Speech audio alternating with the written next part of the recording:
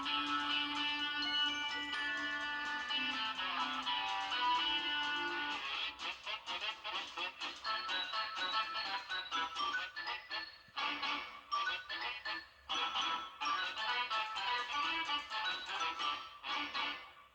has been a Filmways presentation, darling. This is BTV, your home for memorable. Another mostly cloudy and breezy day tomorrow, along with those cooler temperatures sticking around, not just for tomorrow, but really over the next several days ahead. I'll have all those details coming up. Tonight on News Channel 6 at 10, another school shooting, this time in Georgia. An update on the investigation as your News at 10 starts now.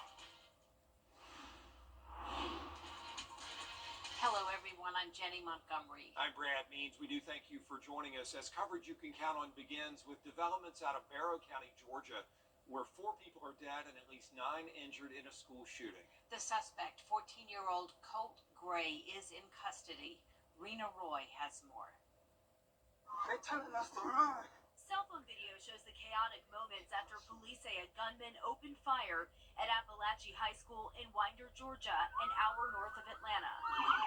We were in class and I heard the shots. I heard it was 5 or 6 shots. The teachers came in and they were like, everybody get on the floor, cover yourselves. We were all hugging each other. Family members showing up to the school in a panic, trying to get in touch with students. I'm saying, son, please tell me you're joking. He said, no, Mom, I'm not joking. He said, they're shooting in the school and the shooter is right across the hall from me. First responders racing to the scene this morning. There are 4 individuals who are deceased from this incident. 2 are students and 2 are teachers. Hurry up now, let's go.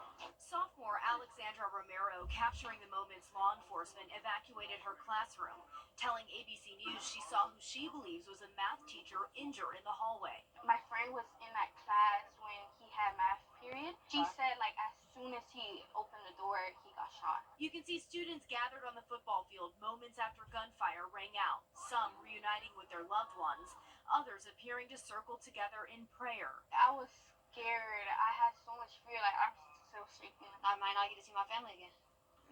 My brother again. I'm scared that he might not make it out. Authorities identifying the alleged shooter as a student, just 14 years old. His name is Colt Gray. Again, he has been taken into custody. He will be charged with murder and he will be tried as an adult. President Biden has been briefed on this tragedy by his Homeland Security advisor. He released a statement calling for new gun laws, including a ban on assault weapons and high-capacity magazines, adding, quote, "We cannot continue to accept this as normal." Rena Roy, ABC News, New York. Back in May of 2023, the FBI investigated the then 13-year-old suspect and his father in connection to threats of a school shooting made online. The authorities alerted schools to this investigation at the time. Here at home, Shepherd Blood Center working to help the victims of the shooting. They sent blood and platelets to Grady in Atlanta and Athens Regional Medical Center. The CEO says Shepherd is just doing its part. Our focus is on our community and helping here locally.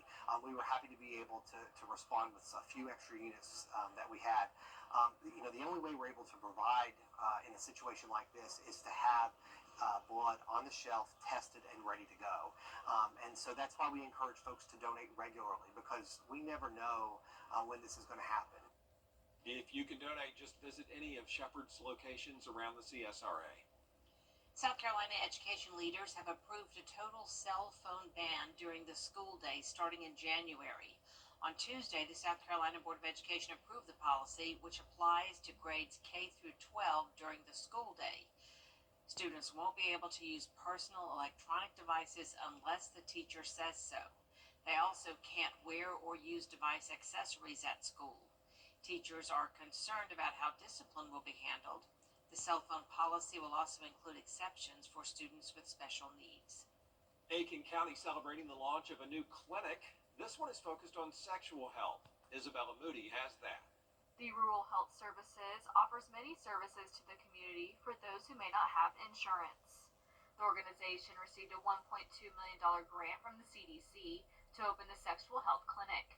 big one of 26 nationwide and the only one in South Carolina. The funding from the CDC is really important because we try to get people on a sliding scale if they are uninsured, so they only have to pay a small amount. The clinic provides preventative measures like vaccinations or medications like PrEP and DoxyPep, treatment and testing for STIs, hepatitis C, HIV, and Mpox, as well as sexual health education, counseling, and more, regardless of the patient's insurance status. Feels like it's something that's so needed. The fact that, there are so many people who I've had conversations with about, barriers they've had in getting tested before, or, even more social or mental barriers. Augusta has one of the highest rates of STIs in the country, and since Aiken is neighboring Augusta, Grayson Ross was happy to be a part of bringing the clinic to Aiken. Right now in the state of South Carolina, we have 20,800 cases of HIV.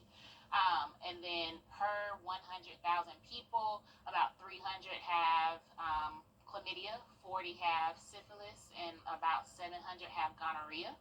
So we wanted to kind of bring light to that. They hope the new clinic will bring awareness to the CSRA. When you are engaging in sexual behaviors, one random encounter, not even a random encounter, but it could change your life. For more information on the clinic and how to set up appointments, you can find that on WJBF.com. In Aiken, Isabella Moody, WJBF News Channel 6. It's time now for a check of the weather. And for that, let's check in with our chief meteorologist, Jenna Petracci. Well, it was a cool day, you could say, with temperatures well below normal. And on top of that, we also had some lower humidity. So no rain today, just some pretty dense cloud cover. Now it's still mostly cloudy out there, but completely dry as we take a look at our Terry Lambert Hyundai Skyview cam in Aiken. There's the clouds on satellite and radar. A few spotty showers tried to make their way into Bamberg County, really just faded away before bringing any rain. And as we zoom out here, there's still a lot of rain to our west with low pressure in the Gulf Coast off the coast of Texas. Also, this stalled frontal boundary, so a lot of moisture down to the south of us. That front will eventually move towards the north, bringing us a chance of rain on Friday. But in the meantime, it was dry all day long. Temperatures only topping off in the mid-80s.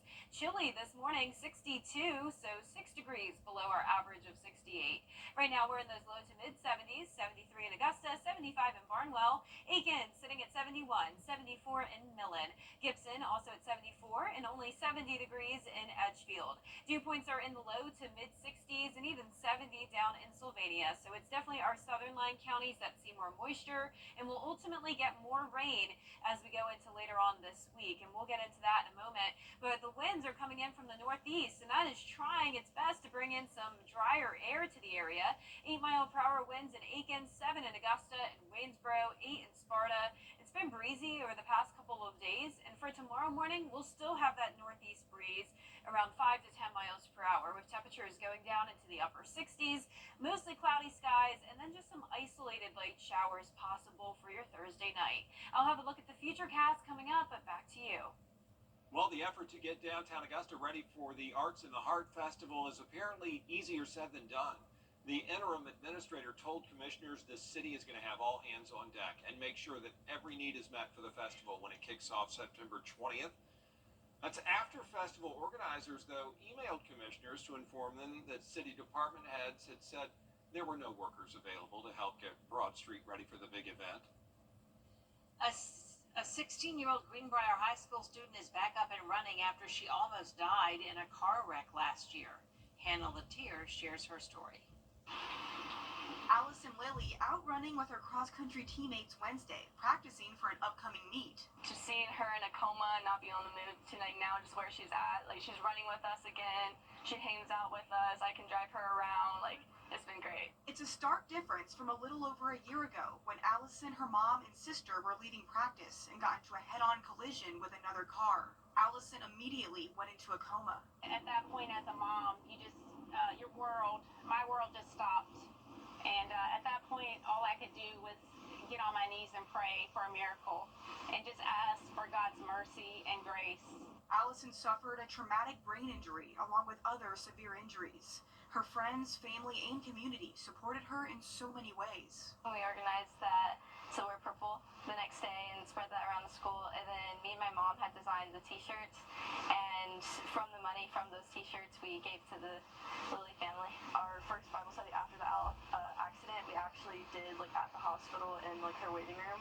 It was really special just to get to be there, even though we couldn't be right next to her. After lots of physical therapy and TLC, she's back doing what she loves. I love to run, of course, and just like seeing my teammates. It's just a blast always. School's been good also. I'm taking 4 classes at school, and then I'm back to, practicing piano. It's just like, it's good to be back. She's living, walking, running proof of God's love in her life, and we just couldn't be more thankful. As for future plans, Allison has some ideas up her sleeve. I would really love to be a neurologist. Like, I want to help people like the way I was helped. I know that like God has like a plan. He has a purpose for me. Like, there's a reason. In Evans, Hannah Latier, WJBF News Channel 6. Clouds, breezy, and cooler weather for Thursday. Some isolated light showers possible, but the bulk of the rain doesn't move in until late Friday. That continues into the first half of the weekend, and then all of next week looks fantastic. I'll have that full forecast right after the break. Everyday, ordinary people in the CSRA do extraordinary things to serve our community. Each month, News Channel 6 recognizes these outstanding volunteers with the Giving Your Best Award. Do you know an everyday hero who goes the extra mile to help others? Nominate them for the Giving Your Best Award by visiting WJBF.com and filling out the entry form. Sponsored by ScienceCo, Piedmont Augusta, Security Federal Bank, and News Channel 6.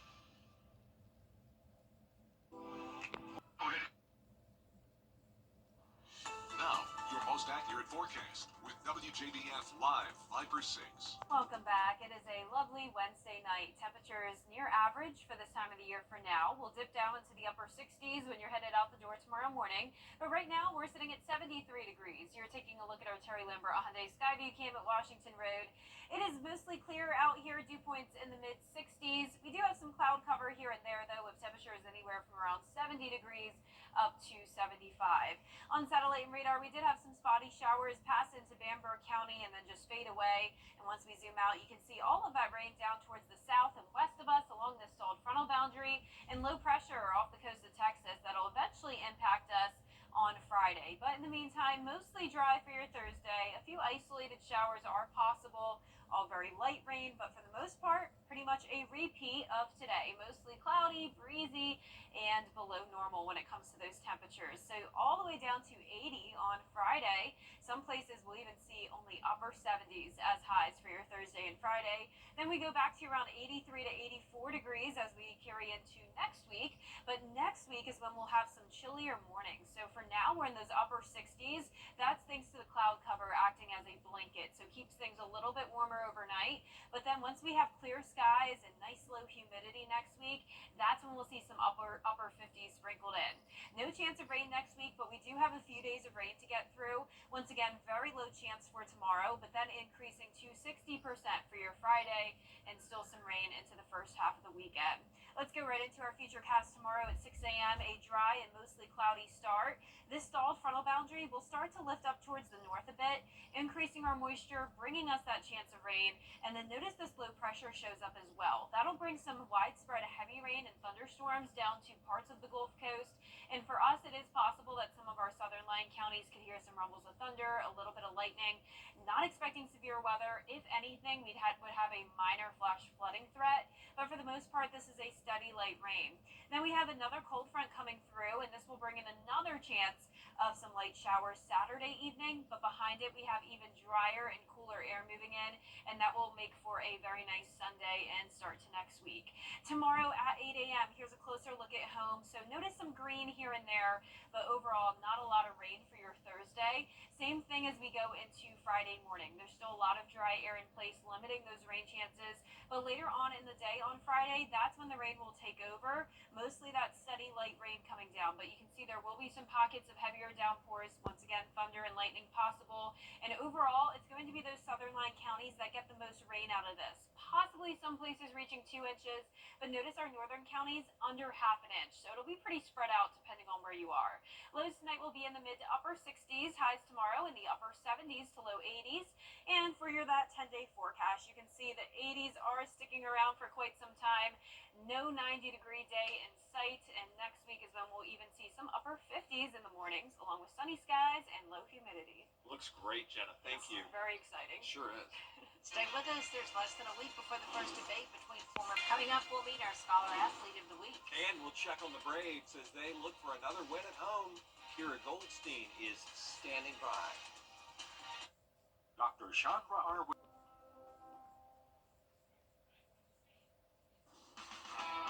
Now, WJBF sports coverage you can count on.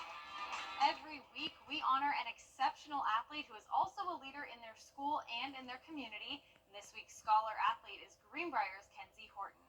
Kenzie is a state champion playing flag football for the Wolfpack, where she has been recognized by Sports Illustrated and Max Preps as a 2024 player to watch. She also holds the school record for passing touchdowns, completion percentage, total passing yards, and has the highest QB rating. In the classroom, she's in the Honor Society, takes multiple AP classes, and volunteers with the Buddy Club for kids with special needs. Her parents and coaches say she is an absolute inspiration. It's really cool that all my work has paid off in the classroom and on the field. It's just really cool to see it represented in an award. So yeah, I'm very grateful for it. Well, in sport, she's been working at football since we can remember, since she could walk. And in academics, she puts in work every day. She does a lot of it all the time. Just the younger generation, especially to the flag football sport, just to watch kind of the younger kids see her for what she is, it's really impressive. Just seeing her on the field, especially now as she's coming into her senior year, take on more of a leadership role. She's always been a great player. She'll be a 4-year starter this year. But I think now, the girls respecting her and knowing that she's been here before, and kind of gives us a little bit of an edge, I think, on the field. Kenzie has multiple college offers, but she hasn't landed on a school yet. She plans to study business administration and continue playing flag football. A huge congrats to Kenzie Horton and her family. The Atlanta Braves opened their series against the Rockies with a win, and they look to keep it going in Game 2. Bottom of the first one on for Matt Olson. He'll find the gap in left field for a double. That puts Atlanta on the board 1-0. Then a few batters later, 2 on for Jared Kelenic. He sends this one to the Chop House for a 3-run homer. That's his 14th home run of the year, and the Braves lead 4-1. Jumping ahead to the 6th, Atlanta up 4-2 with 1 on for Jorge Soler. He lines it up the middle to tack on one more. Braves get the win 5-2, securing the series victory. They'll look for the sweep on Thursday. First pitch is at 7:20 p.m. Over in the golf world, it was announced on Wednesday that the PGA Tour and LIV Golf will finally face off when 4 of the biggest stars in the sport come together later this year in a made-for-TV match. Rory McIlroy and Scottie Scheffler will represent the PGA as they go toe-to-toe against Brooks Koepka and Bryson DeChambeau from LIV. The primetime event will take place in Las Vegas and will be aired on TNT sometime in December. We'll have more info for you on this matchup as the event details are finalized. And finally, it's time to vote for our Football Friday Night Player of the Week. This week's nominees are Evans E.J. Hogan, Augusta Prep's Bo Polcha, Silver Bluff's Draylon Brown, Fox Creek's Mickey Quiller, and Strom Thurmond's Deontay Phillips. The poll is on WJBF.com. You can vote once a day until Friday at 11 p.m. The winner will be announced during our Football Friday Night show, so be sure to get your vote in as we pick our Football Friday Night Player of the Week. That does it for sports. We'll be right back. Visit our website. Happy birthday, Augusta Mini Theater. Every day, ordinary people in the CSRA do extraordinary things to serve our community.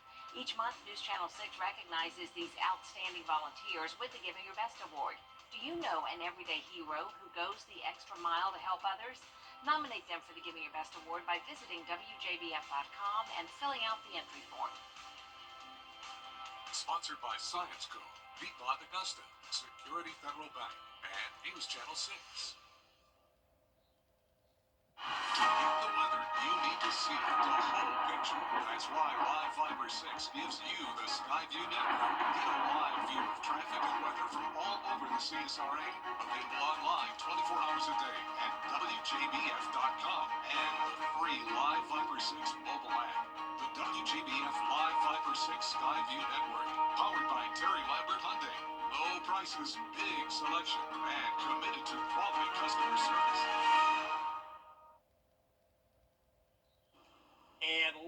but not least, Swifties in Indiana coming together for a good cause. A couple's raising money to benefit a domestic violence shelter. And the raffle prize is a pair of tickets to a Taylor Swift concert. Eric Graves has the story. It's quite an adventure trying to keep them all separated. The staff at Middleway House in Bloomington is in their raffle era. Just mark it sold and how many tickets are sold. Middleway House supports survivors of domestic violence, sexual violence, and human trafficking.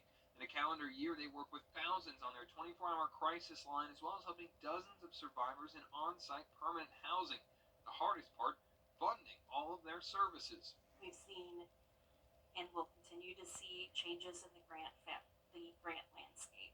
So the staff at Middleway House knows all too well about getting creative when it comes to fundraising. This one is $294. That includes Middleway House board member Melissa Coleman. She was one of the very lucky people who was able to get tickets to one of Taylor Swift's 3 nights of Indianapolis shows in November, but an invisible string was pulling her mind away from the most in-demand concert in the country. I just really kind of started thinking that we could do something a little bit better with our seats and have the opportunity to raffle them off and could make, hopefully, some kind of more serious money for Middleway House. So began the Taylor Swift ticket raffle. 2 tickets to Swift's Friday, November 1st show at Lucas Oil. At $10 a ticket, the response has been something from their wildest dreams. There's a lot of people who really, really love Taylor Swift. With 1,000 tickets already sold, that's 10,000 very meaningful dollars for Middleway. Melissa has even higher goals. In my head, I want like 100,000. I want $1 million for us because that's definitely what's needed these days. To fill out the blank space on one of these tickets, people can swing by Middleway House during the week, Venue Fine Arts and Gifts when it's open, and Morgenstein Books on Sunday. The raffle goes till October 1st. Good cause there for sure. Very Nice good effort by cause. them. And a nice prize. Yeah. Oh yeah, Jenny and Kira would Yes, agree. we That do is it. Jenny and I are Swifties. Thanks, Swifties. Well, our 10-day forecast showing just a 20% chance of some light showers tomorrow. Still some light rain on Friday, but more widespread, a higher chance there. Cloudy skies through Saturday. Still a chance of rain for the first half of the weekend. Low 80s all this week and cooler next week as well. The news continues at the top of the hour on WJBF News Channel 6 at 11. Hogan's Heroes is next here on MeTV.